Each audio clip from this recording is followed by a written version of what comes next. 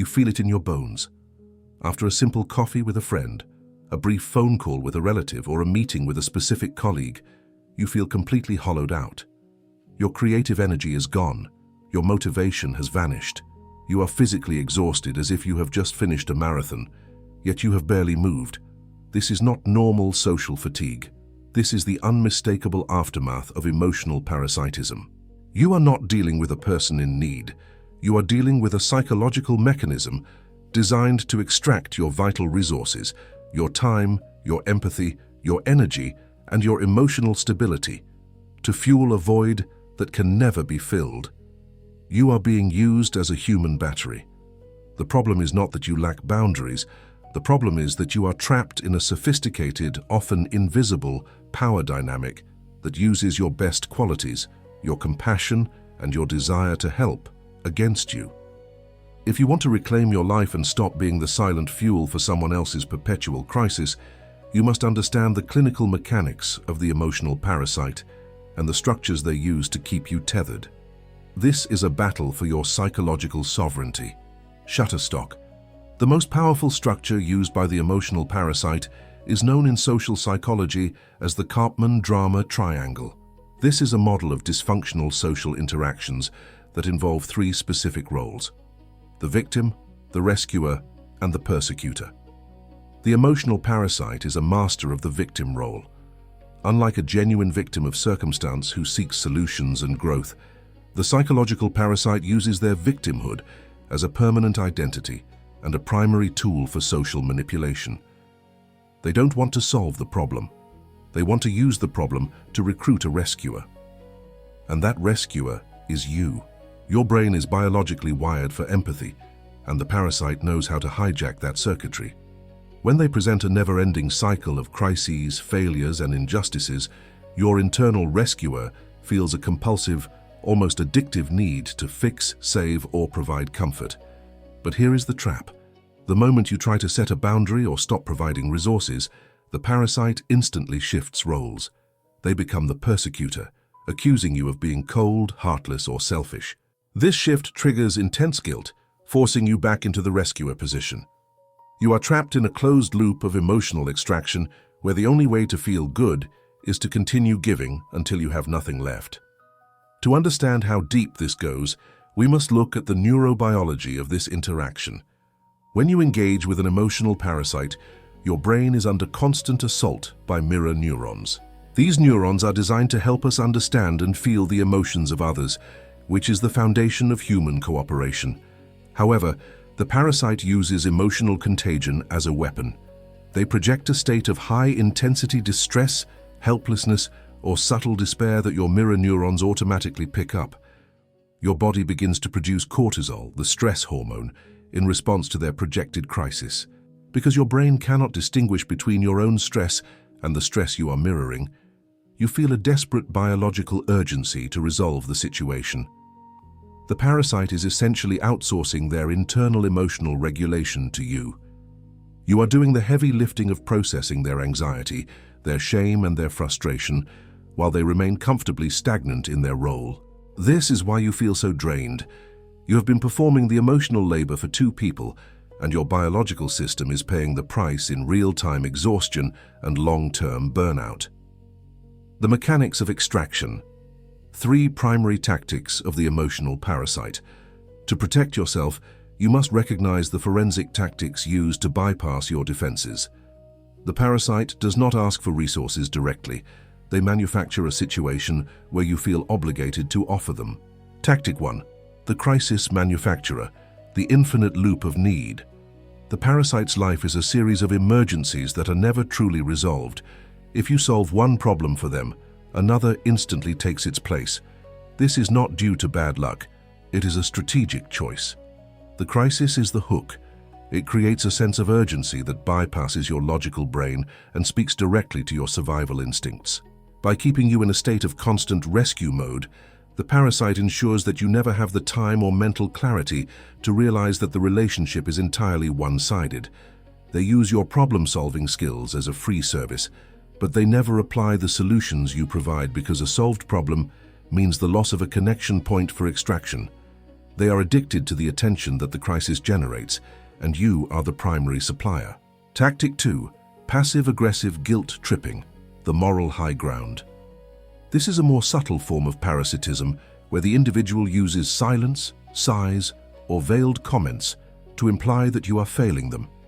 They don't say, "I want your time." They say, "It's fine, I'll just handle this overwhelming problem by myself. I know how busy you are with your important life." This tactic is designed to make you feel like the persecutor, even when you have done nothing wrong. It creates a psychological debt that you feel you must repay. This debt is the leash that keeps you attached. The parasite uses your own high moral standards against you, making you feel that being a good person is synonymous with being their endless resource. They define kindness as compliance, and any attempt at self-preservation is reframed as an act of betrayal. Tactic 3. The empathy trap and the spotlight shift. Observe what happens when you try to share your own struggles with an emotional parasite. Within seconds, the conversation is redirected back to them. This is the spotlight shift. They will say, "I totally understand what you're going through, because something even worse happened to me last week," and then proceed to talk for 40 minutes about their own experience. They use your vulnerability as a bridge to reach their favorite topic, themselves. They are incapable of providing the very empathy they demand from you. In this dynamic, your emotions are treated as irrelevant noise, while theirs are treated as sacred, urgent signals that require immediate attention. This creates a profound sense of invisibility in the target, leading to a loss of self-identity and a deep chronic loneliness within the relationship. Case study expansion: parasitism in families, work, and digital spaces. This dynamic is not limited to romantic partners. It permeates every level of social interaction, often hidden behind the mask of duty or collaboration. A. The family system, the emotional anchor. In many families, one member is designated as the strong one, or the fixer. The parents or siblings use this person as a perpetual emotional dumping ground. They call only to vent, never to listen. They expect the fixer to mediate every conflict and solve every financial or emotional crisis. The fixer is praised for their strength, but this praise is actually a social bribe intended to keep the extraction flowing. The fixer feels a deep, soul-crushing exhaustion because they are carrying the emotional weight of an entire lineage while receiving zero support in return. The family system relies on the fixer's burnout to avoid its own necessary growth. B. The workplace, the productivity vampire. At work, the emotional parasite is the colleague who spends 3 hours at your desk venting about the management, their workload, or their personal life, effectively preventing you from completing your own tasks. They use your professional politeness as a captive audience. They often claim they are struggling or confused, forcing you to do their work for them under the guise of training or helping out a teammate. This is a form of professional parasitism, where they receive the salary and credit, while you perform the cognitive and emotional labor required to keep them afloat. C. The digital space, the trauma dumper. In the era of social media, emotional parasitism has gone digital. Trauma dumping is the act of unsolicitedly offloading intense emotional baggage onto others, friends or even strangers, without their consent or readiness. The parasite uses direct messages or public posts as a way to harvest empathy and validation from hundreds of people at once. They create a digital theater of suffering where the followers are expected to play the role of the rescuer. This creates a shallow, widespread extraction of energy that leaves the audience fatigued and the parasite momentarily validated until the next hit of attention is required. The long-term consequences, the eroded self. The cost of being a human battery for an emotional parasite is catastrophic. It leads to compassion fatigue, a state where your ability to feel empathy for anyone, including yourself, is completely burned out. You may develop chronic resentment, a poisonous emotion that arises from the awareness that you are being used, but feeling powerless to stop it. Eventually, this leads to identity erosion. When your entire social function is to be a container for someone else's distress, you forget who you are, what you need, and what you want. Your dreams are sidelined to make room for their drama. Your health declines as your nervous system remains in a state of high alert, waiting for the next crisis you will be forced to solve. You are not just tired, you are being psychologically erased. The strategy to break free: dismantling the extraction system. To stop the drainage, you do not need to fix the parasite. They don't want to be fixed. You need to change your own role within the drama triangle. You must move from being a rescuer to being a neutral observer. Step 1. The grey rock method: bypassing the contagion. The most effective defense against an emotional parasite is to become as uninteresting as a grey rock. When the parasite attempts to hook you with a crisis or a guilt trip, you provide short, neutral, non-committal answers. I see. That sounds difficult. I'm not sure what to tell you. By refusing to provide the high-intensity emotional reaction, the hit of energy they are looking for, you make yourself an inefficient source of fuel. They will initially try harder to provoke you, the extinction burst, but if you remain neutral, they will eventually move on to a more reactive target. You are not being mean. You are simply refusing to participate in a destructive biological exchange. Step 2. Redefining responsibility: the sovereignty shift. You must internalize the adult-to-adult framework. An emotional parasite treats themselves like a child, and you like a parent. You must reject this. Remind yourself, I am responsible to this person, to be kind and respectful, but I am not responsible for this person, for their emotions, their choices, or their crises. When they present a problem, instead of offering a solution, ask, that sounds tough, how do you plan to handle it? This question places the responsibility back where it belongs. It breaks the rescuer spell and asserts your own sovereignty. If they cannot handle their own life, that is a consequence they must experience to grow.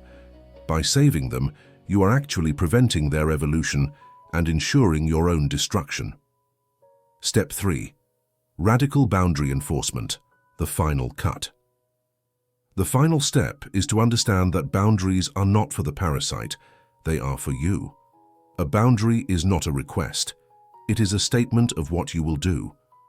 I can only talk for 10 minutes today. I am not able to discuss this topic with you anymore. When the parasite inevitably tries to violate the boundary using guilt or anger, you do not defend or explain, which is just more energy for them.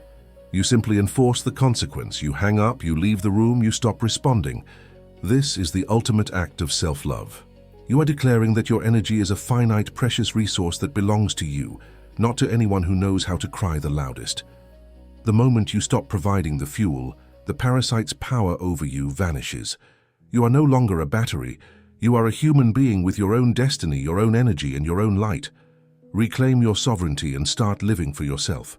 If this video helped you identify the emotional parasites in your life and you are ready to stop being the human battery, hit that subscribe button right now. Your subscription helps us bring more powerful, actionable psychology to the world. And if you're ready to implement the grey rock method today, comment below and tell me, what is the one boundary you are going to set this week to protect your energy? Let's reclaim our sovereignty together.